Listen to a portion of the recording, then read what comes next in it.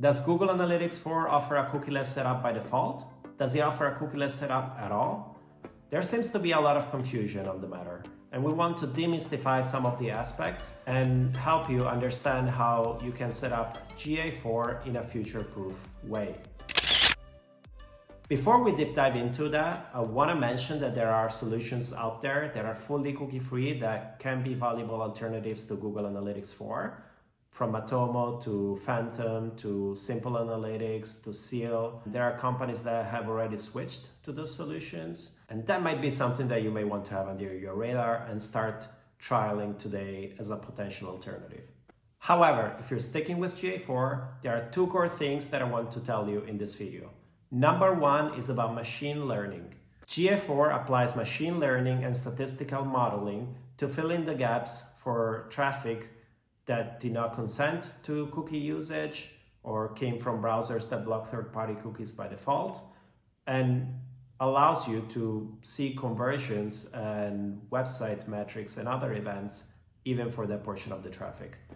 How that looks like is if, for example, you have 60% of your Google Ads conversion coming from traffic that relied on third-party cookies, GA4 is able to show you the data for the remaining 40%. So this is not cookieless, needs to be very clear. It's not a cookieless setup, it's simply statistical modeling that allows you to show engagement or conversion data for 100% of your traffic, even when you don't have 100% of the data, but it is still partially based on third-party cookies. The second thing I want you to know in this video is that you can set up Google Analytics 4 with server-side tracking. Server-side tracking, in a nutshell, means that you're not relying on information that is stored on the user's browser, so at device level, but you're relying on information that is stored at server level.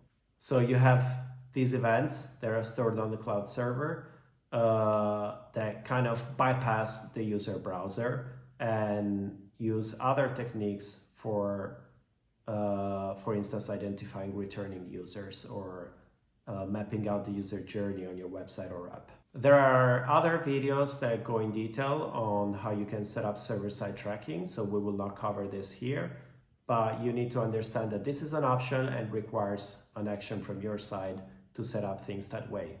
The same is true for Google Tag Manager, so you can set that up on the server side, and you might apply the same logic to other tools other than Google Analytics 4. The last point I want to make is that server-side tracking does not guarantee GDPR compliance or CCPA compliance by default. You're still storing data, you're still processing data, you're still retaining data, and you still might be transferring data from one server to the other. So there are still strong privacy law implications, even if you're not relying on third-party cookies for your basic tracking setup.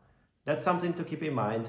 It might make things a little bit easier from a compliance standpoint, but the topic is still there. We hope we found this piece of content useful. We are creating an extensive library of resources for companies to thrive in a cookieless world, and we're hoping to see you all in our next video.